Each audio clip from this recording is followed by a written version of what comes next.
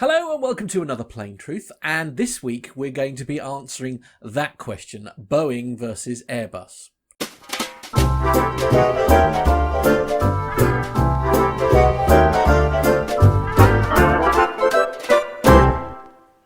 Joining me as always is the legend that is Captain Al. Hi Captain Al. Very good evening, Matt.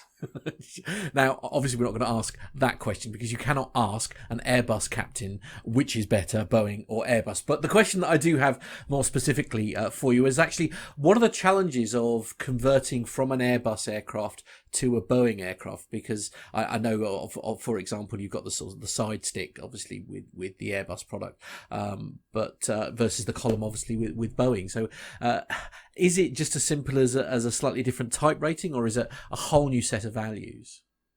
Okay, so it's a good question, and I'm going to turn the question on its head, if you don't mind, and say, what are the challenges of converting someone from Boeing to Airbus? Because that's what Right. I've got more experience in. Okay. So yes, it's an entirely different type rating. So when you train to be an airline pilot, you get an airline transport pilot's license.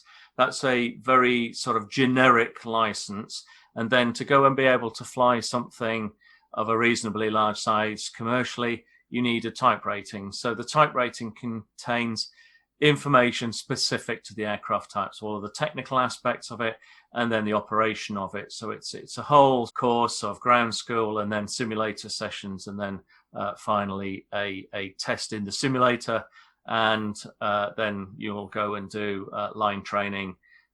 You may need to do base training as well, which is just doing circuits. Go and do line training, and then ultimately you'll get signed off. So let's look at some of the key differences. Now, there are two main areas. There's the psychological difference and the physical difference. Now, we all have our favorite kind of things in life, don't we? So some people are Apple, some people are Android. Some people drive cars and they like to have the indicator stalk on the left-hand side. Other people will drive cars and it'll be on the right-hand side. And we all know what it's like when we get into a hire car. We're unfamiliar with it. We go to indicate at the first junction and the wipers come on. Yeah. So that's the kind of physical aspects combined with the sort of psychological level. So if you've been flying a Boeing product for a period of time, and either through choice or through necessity.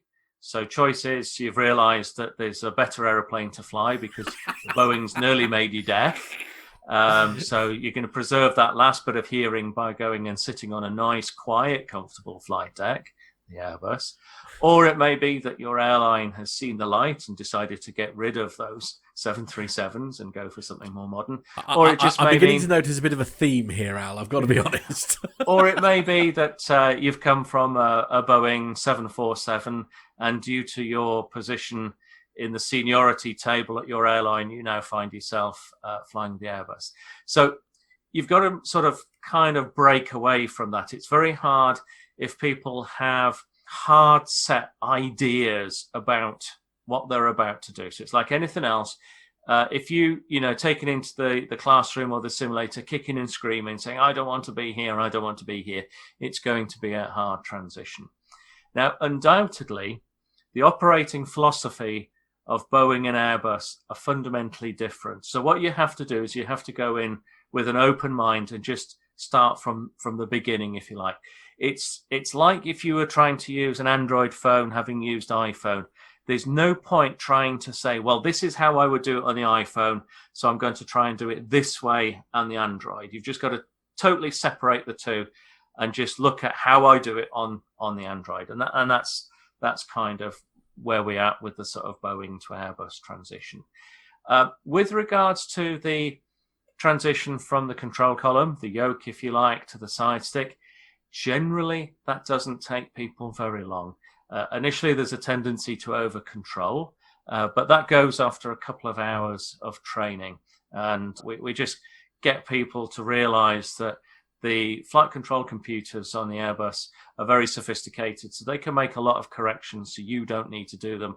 But if you try to do them at the same time as the computers are doing them, then you'll end up with effectively two lots of input, which will either cancel each other out or become additive and will make things worse. So it's just a case of only touch the side stick when you need to. We tend to tell lots of guys, treat the side stick as if it's covered in dog poo. So only touch it when it's absolutely necessary. Wow. And that works quite well, actually. One of the biggest challenges that we have with converting Boeing guys is that they are used to trimming the aeroplane. So when we fly an aeroplane, we need to have it in trim so that we use little trim tabs on the flight control surfaces to take away the pressure that would be on the control column. It's the same on light aircraft as it is on big aircraft. Now, the key difference is that the Airbus, well, the 320 family and onwards, so the 330, 350 to 380, will trim automatically, so it's doing it for you.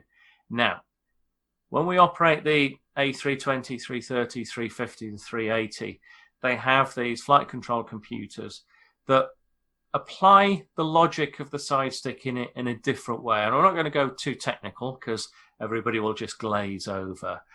But basically, the key difference is that most of the natural aerodynamic traits of the aeroplane have been kind of taken out of the equation. So if you're on a 737 in flight and you push the throttles all the way forward, you'll get a load of thrust out of the engines, and the natural tendency is for the aeroplane to pitch up. It's called a pitch thrust couple. So as you increase thrust, the aeroplane pitches up.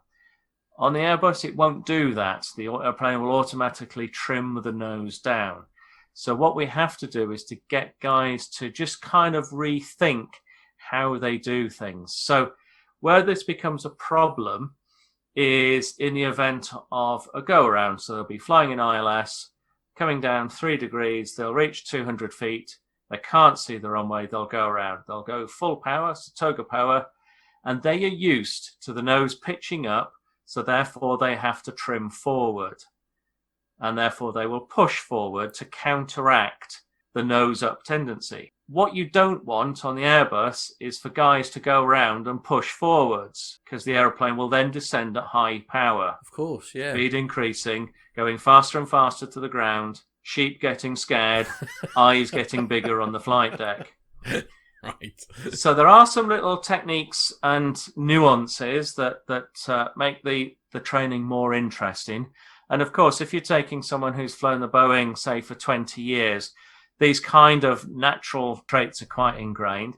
But once they get their head around the concept, they love it. And when you start to look then about, the office environment, you sat there with a nice table to eat your dinner off. It's quiet. You've got plenty of space.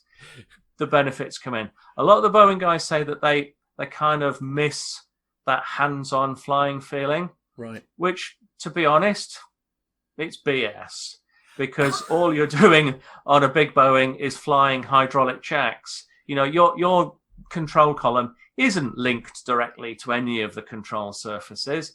You're moving, hydraulic systems. There's no cables or anything. It's not a PITS. It's not an extra. It's not a PA-28. It's a 737 with lots of hydraulics. So it's just a psychological thing. And you can quite happily hand fly the Airbus to your heart's content and feel as connected to it as you would do any other sort of large airplane. It's kind of psychological. But those are some of the challenges that we face.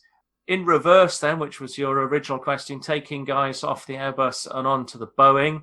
Well, the first thing is that they'll need a course of physiotherapy to be able to shoehorn themselves into the minuscule space that has been allowed. Then they'll wonder why the windows have shrunk. Right. But once they get into it, and of course they'll have gone deaf within minutes, because even the 777's quite noisy up front. But all jokes aside, the biggest challenge will be basically, untraining the fact that the aeroplane trims for you. I know that the 777 and the 78 have a degree of, fly-by-wire. But if you take someone off an Airbus and throw them into a 737, as you guys kindly did when we had the meet-up at the 737 sim. I knew that was going to come back to bite us. Yep. Trimming is just something that got designed out of 20th century airplanes. So you're having to go back and do the stuff that Orville and Wilbur did. So it's all very, very heavy because you're battling against aerodynamics. It's those sort of things, really. One of the complaints that some of the Boeing guys have going on to the Airbus is the complexity of programming and some of the way that the Airbus does things. But a lot of the Boeing stuff is very, very simple because the aircraft is simple. And therefore, they don't have procedures because it's kind of, well, you're stuck with it, tough. So there's a lot more sophistication built into the Airbus products. So therefore, you tend to have more sophisticated procedures. But that's only because you can fix things in flight. Whereas on a Boeing, it's kind of, right, well, I'm broke. Do what you like, but I'm broke. Rather than, well, this is the way to fix it. Well, as always, Captain Al, perhaps slightly more biased towards the Airbus product than I was hoping, but as always, a real pleasure. Thanks, Captain Al. My pleasure. If you'd like to watch more from our great series, then you can do that by pressing here. We've also created you a playlist with all the Plain Truth episodes, and you'll find that just here. Why not like and subscribe to our channel? That way you will be notified whenever we post our great content. Or if you've got a question that you'd like Captain Al to answer, then why not pop it in the comments box below, and you may well feature on an upcoming episode of The Plain Truth.